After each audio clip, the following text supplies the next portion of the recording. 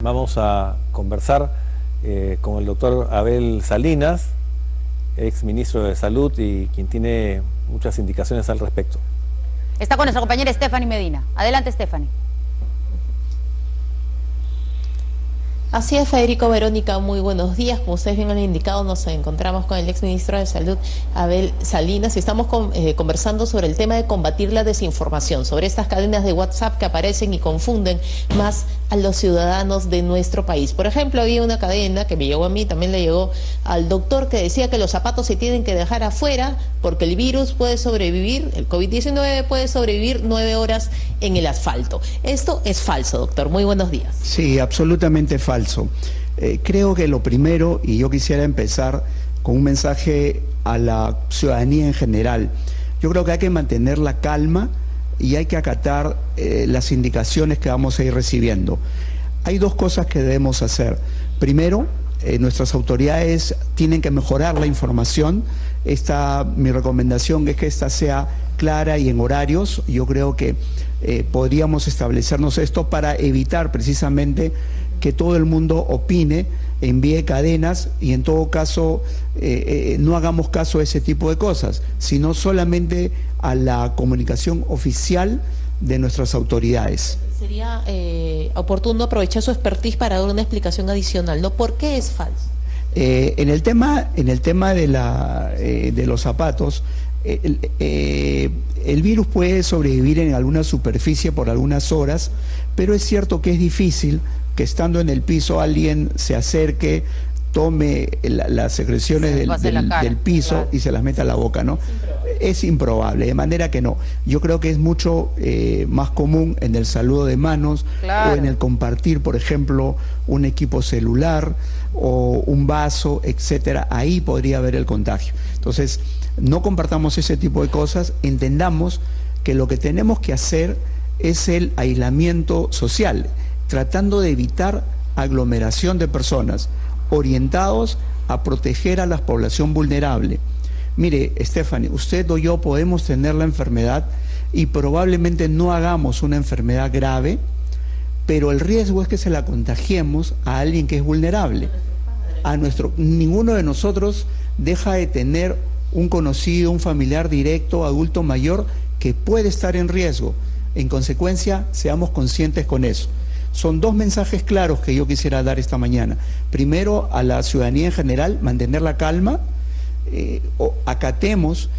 Este no es el momento de discutir si las medidas son oportunas, sí, exageradas, son drásticas, son radicales.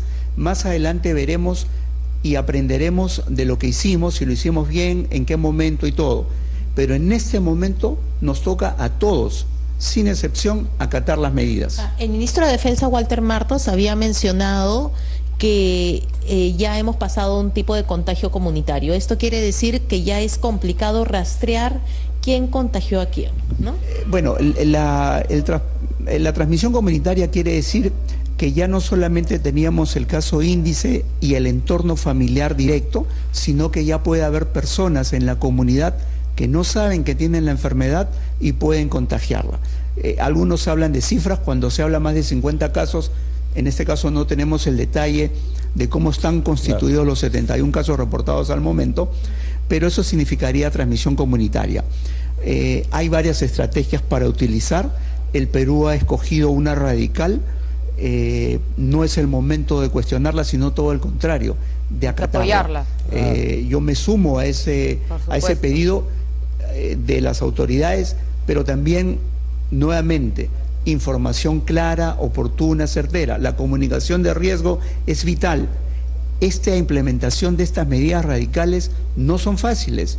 Como usted está viendo, Stephanie, como todos estamos viendo, hay muchas interpretaciones y podrían ser algunas cuestionables. Bueno, esperemos la comunicación oficial y las tenemos que acatar.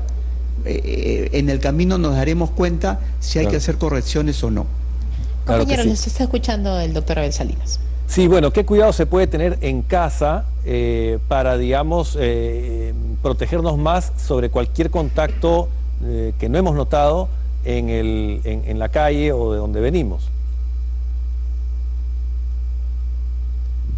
Correcto. Primero que la ventaja, Federico, buenos días. Buenos días. La restricción de estar en la casa nos va a disminuir el riesgo de contraer el virus.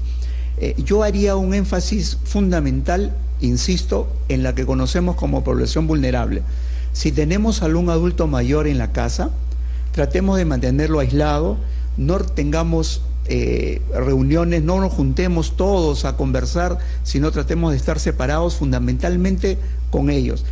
Debe haber agua y jabón, alcohol gel disponible en cada momento.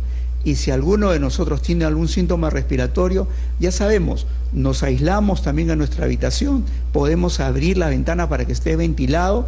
Y si tenemos que toser o estornudar, podemos utilizar el antebrazo para protegernos. Sí, pero doctor, usted como exministro de Salud sabe que son muchos peruanos que viven en un solo ambiente. Ahí está el cuarto, la sala, la cocina. Viven con sus familiares que han venido de provincia, con sus abuelos en su mayoría. Allá no hay mucho espacio a dónde estar, ¿no? Y creo por eso es que resalté el tema de la ventilación, creo que es lo más importante. Desde luego, Verónica, la ventilación es importante. Curiosamente, muchas personas cuando tienen algún cuadro respiratorio tratan de cerrar las ventanas. Yo decía hace un momento, ventanas abiertas, ventilación es importante. Entiendo que vamos a tener gente en algunas casas aglomerada porque sus viviendas son pequeñas, eso lo conocemos, pero por lo menos los vamos a tener a ellos aislados, evitando la posibilidad de que contagien a otros afuera. Que usen un solo baño, ¿no? Que usen ellos un solo baño. En realidad a veces solo tienen un solo baño, en realidad yo creo que eso es lo que corresponde. Lavado de manos importante, y si alguien tiene un síntoma, con mayor razón no salga a la calle, ni siquiera para ir a comprar los víveres. Debe ir a comprar los víveres el que no esté sano, que esté libre de alguna enfermedad, no acudir a las horas que están aglomerada la gente. Si hay muchas personas, mejor esperar a una distancia prudencial. Anoche veía filas en bodegas, en supermercados pequeños. Apenas en el la gente debe mantener por lo menos 1 metro entre una persona y otra para poder ingresar a algún establecimiento a comprar víveres. ¿Cómo es el tratamiento de residuos biológicos de una persona que ha dado positivo por coronavirus? Lo que se suena a la nariz, lo que se asea, lo que se limpia, ¿cómo se trata? Normalmente deberíamos meterlo en una bolsa aparte, cerrar la bolsa y eliminarse. Esa bolsa, ese virus en ese ambiente por algunas horas solamente va a sobrevivir y va a evitarse que contagie a otras personas. Si lo dejamos disperso en cualquier sitio, si nos sonamos la nariz con así sea una toalla de papel y la tiramos al piso o la dejamos sobre una mesa, es un foco de contagio. Tenemos que inmediatamente llevarla a una bolsa y ahí la cerramos y ahí la dejamos. Bueno, Stephanie. Después, cada ciertas horas eliminamos esos residuos de acuerdo a lo que hacen las municipalidades. Y también, Stephanie, por ejemplo, ustedes los reporteros que usan los micrófonos, que acercan a los entrevistados, cada entrevistado hay que pasarles el gel con alcohol, ¿no? Que a ustedes ya se les ha repartido, tengo entendido.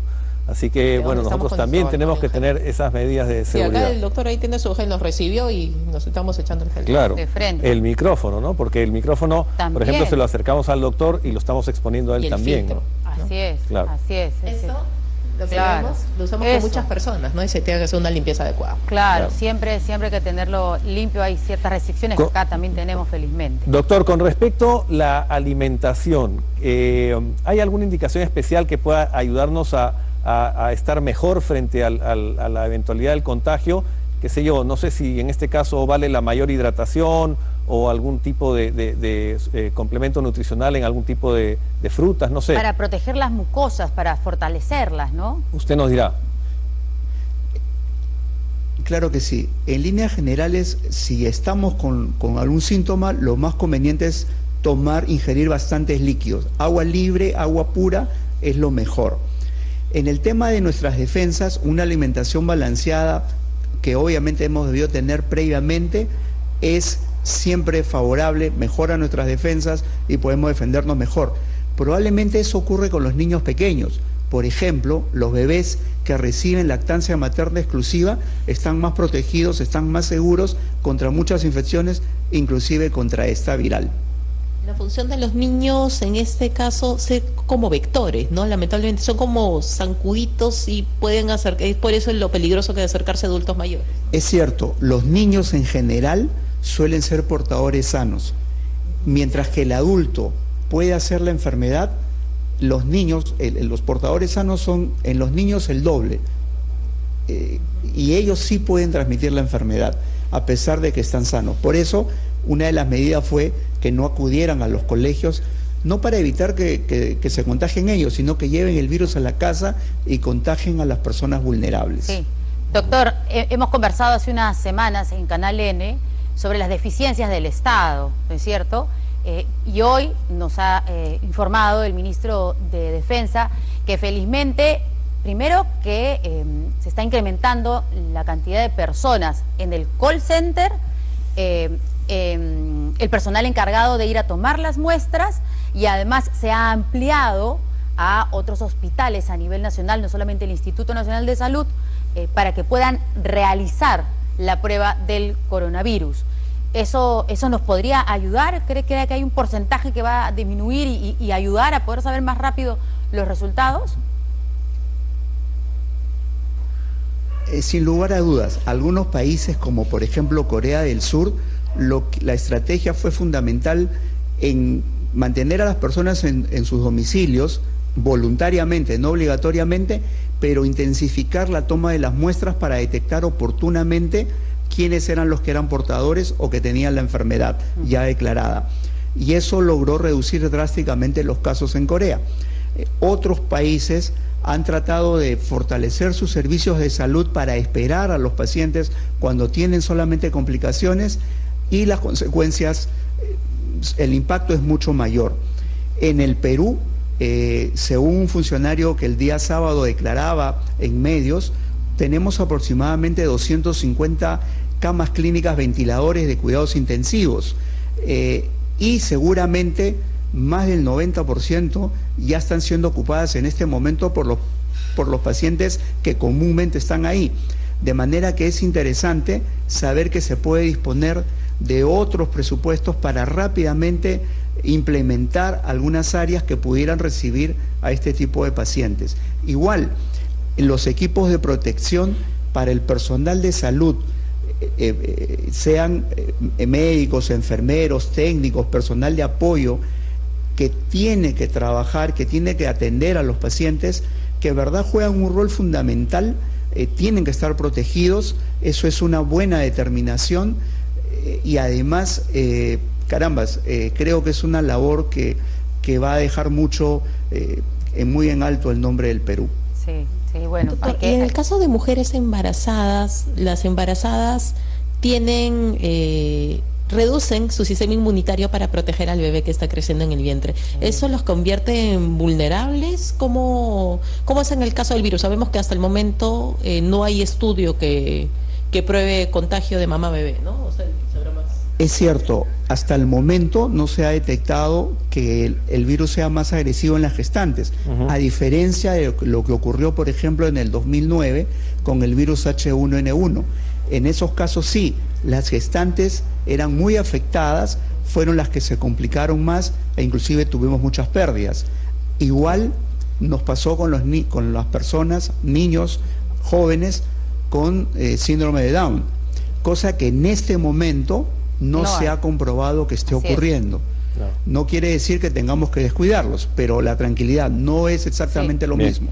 Y quería preguntarle, doctor, usted de repente... La alimentación balanceada es lo correcto. Sí. Usted de repente, como exministro, o en el momento que estuvo a cargo de la cartera, ¿tenía el dato exacto de la cantidad de respiradores que hay a nivel nacional, estos respiradores artificiales que se van a necesitar en casos extremos, en UCI, cuando los pacientes lleguen ya con esto del coronavirus más avanzado? Porque el ministro de Defensa nos decía cerca de 400, pero no tenía el dato exacto. De repente usted, sí, como especialista y además... Incluyendo de salud, además, era incluir todo el sistema. Así es.